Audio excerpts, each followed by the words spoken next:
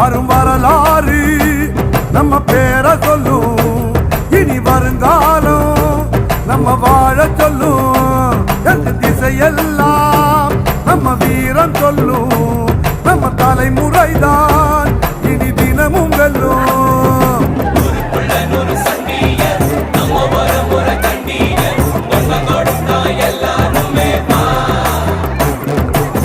வேட்டையாடும் கூட்டமடா வேட்டையாடி பார்ப்போம்.